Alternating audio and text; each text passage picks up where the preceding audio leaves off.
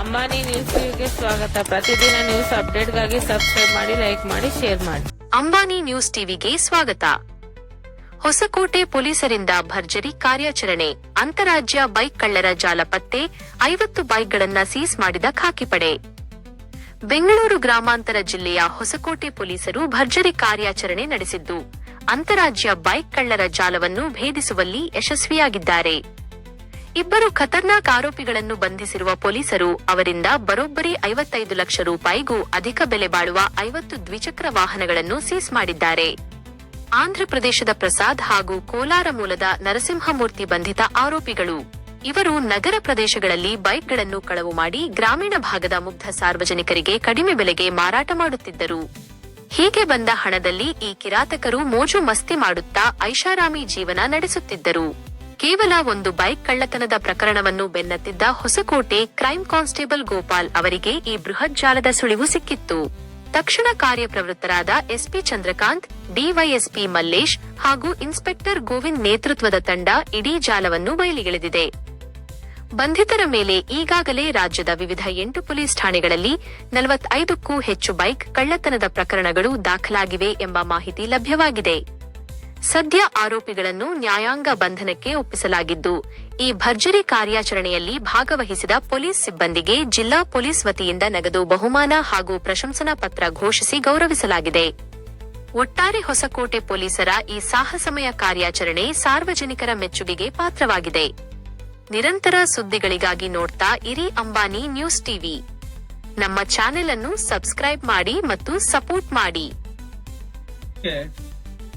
3 ಮಹತ್ವದ ಪ್ರಕರಣಗಳನ್ನ ಭೇದಿಸಿ ಆರೋಪಿಗಳನ್ನು ಮತ್ತು ಅಪರಾಧ ಕೃತ್ಯದಲ್ಲಿ ಏನು ಥೆಫ್ಟ್ ಆಗಿತ್ತೋ ಆ ವಸ್ತುಗಳನ್ನ ವಶಪಡಿಸಿಕೊಳ್ಳುವಲ್ಲಿ ಬಹಳ ಯಶಸ್ವಿ ಕಾರ್ಯಾಚರಣೆಯನ್ನ ಹೊಸಕೋಟೆ ಉಪವಿಭಾಗದಲ್ಲಿ ನಡೆದಿದೆ. ಮೊದಲಿಗೆ ಹೊಸಕೋಟೆ ಟೌನ್ ಇಲ್ಲಿ 2 ವೀಲರ್ಸ್ ಸಾಕಷ್ಟು ಥೆಫ್ಟ್ ಆಗ್ತಾ ಇತ್ತು. ರಿಕವರಿ ಒಂದು ದೊಡ್ಡ ಸಮಸ್ಯೆ ಆಗಿತ್ತು. ಅದರಲ್ಲಿ ಪತ್ತೆ ಮಾಡಲಿಕ್ಕೆ ಸುಮಾರು 3 ತಂಡಗಳನ್ನ ನೇಮಕ ಮಾಡಲಾಗಿತ್ತು. ಅದರಲ್ಲಿ ವಿಶೇಷವಾಗಿ ನಮ್ಮ ಗೋಪಾಲಕೃಷ್ಣ ಅಂತ ಒಬ್ರು ಸ್ಟಾಫ್ ಮುತುವರ್ಜಿ ವಹಿಸಿ ಒಬ್ಬರನ್ನ ಸಂಶಯಾಸ್ಪದವಾಗಿ ಪತ್ತೆ ಮಾಡ್ತಾನೆ. ಆತನ ಆಳವಾಗಿ ಇಂಟ್ರಾಗೇಷನ್ ಪ್ರಸ್ತುವಿಕೆಯ ಮೂಲಕ ಸುಮಾರು 50 ವಾಹನಗಳ 2 ವೀಲರ್ಸ್ ಪತ್ತೆ ಆಗಿರ್ತವೆ. ಅದರಲ್ಲಿ ಹೊಸಕೋಟೆ, ಮಾಲೂರು, ಕೋಲಾರು, ಬಂಗಾರಪೇಟೆ ವ್ಯಾಪ್ತಿಯಲ್ಲಿ ಕಳ್ಳತನ ಮಾಡಿರ್ತಕ್ಕಂಥ ಒಂದು ವಾಹನಗಳಾಗುತ್ತದೆ. ಇದರಲ್ಲಿ ಮುಖ್ಯವಾಗಿ ನರಸಿಂಹಮೂರ್ತಿ ಅಂತ ಹೇಳ್ಬಿಟ್ಟು ಇತ್ತು ಮೊದಲು FCI ಯಲ್ಲಿ ಕೆಲಸ ಮಾಡ್ತಾ ಇರ್ತಾನೆ. ಆತನು ತನ್ನ ಲ್ಯಾವಿಶ್ ಲೈಫ್ಗೋಸ್ಕರ ಫಸ್ಟ್ ಕಳ್ಳತನ ಮಾಡಿರ್ತಾನೆ. ಕಳ್ಳತನ ಮಾಡಿ ತದನಂತರ ಈ 2 ವೀಲರ್ ಪ್ರೊಫೆಷನಲ್ ಕ್ರಿಮಿನಲ್ ಆಗ್ಬಿಡ್ತಾನೆ. ಸುಮಾರು 50 ವಾಹನಗಳನ್ನ ಆತನಿಂದ ವಶಪಡಿಸಿಕೊಳ್ಳಲಾಗ್ತದೆ. ಆತ ಈ ರೀತಿ ಏನು ಅಪರಾಧ ಮಾಡ್ತಾನೋ, ಕಳ್ಳತನ ಮಾಡ್ತಾನೋ ಅದನ್ನ ಆತನ ಸ್ನೇಹಿತ ಒಬ್ಬ ಪ್ರಸಾದ್ ಅನ್ನೋರ ಮುಖಾಂತರ ಜನರಿಗೆ ಮಾರಾಟ ಮಾಡ್ತಾ ಇದ್ದಾರೆ. ಆ ಮೂಲಕ ಈಗ ನಾವು ಆತ ಕೊಟ್ಟ ಮಾಹಿತಿ ಮೇರೆಗೆ ಟೋಟಲ್ 50 ವೆಹಿಕಲ್ಸ್ ನಾವು ರಿಕವರಿ ಮಾಡಿದೀವಿ. ಅದರಲ್ಲಿ ಯಾವ್ಯಾವ ಠಾಣೆಯಲ್ಲಿ ಕಳ್ಳತನ ಆಗಿದೆಯೋ ಆ ಠಾಣೆಗಳಿಗೆಲ್ಲ ವರ್ಗಾವಣೆ ಮಾಡ್ತಕ್ಕಂಥದ್ದು ಈಗ ಕೆಲಸ ಶುರುವಾಗಿದೆ.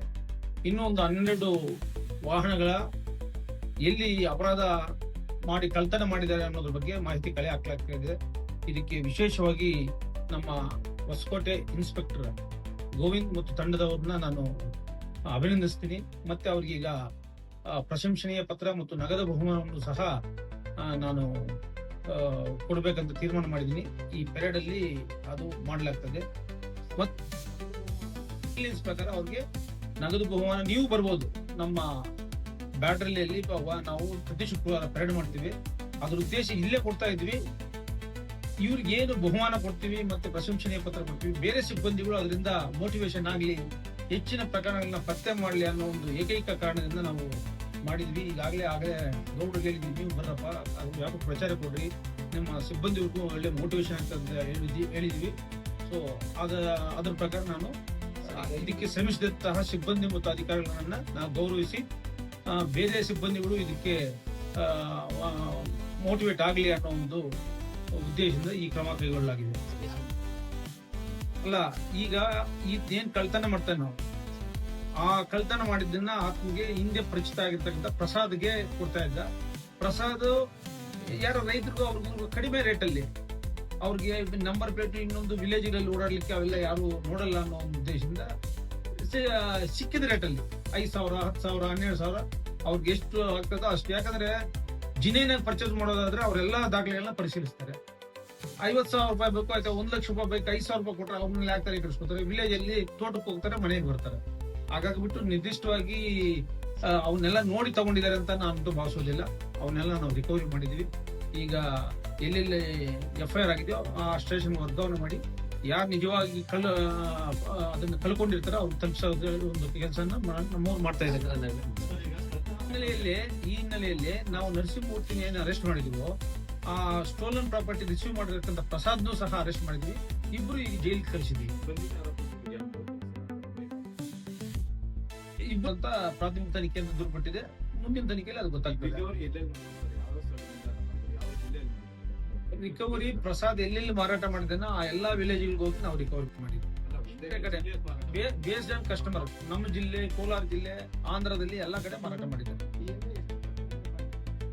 ಈ ಹಿಂದೆ FCL ಕೆಲಸ ಮಾಡ್ತಾ ಇರ್ಬೇಕಾದ್ರೆ 2 HBT ಇದರಲ್ಲಿ ಟೆಸ್ಟ್ ಮಾಡಿದ್ದಾನೆ. ಅದು ಬಿಟ್ರೆ ಮತ್ತೆ ಬೈಕ್ಗಳಿಗೆ ಶಿಫ್ಟ್ ಆಗಿದ್ದಾನೆ. ಇದು ಈಸಿ ವೇ ಔಟ್ ಅಂತ. ನೆಕ್ಸ್ಟ್ ಇನ್ನೊಂದು ಪ್ರಕರಣ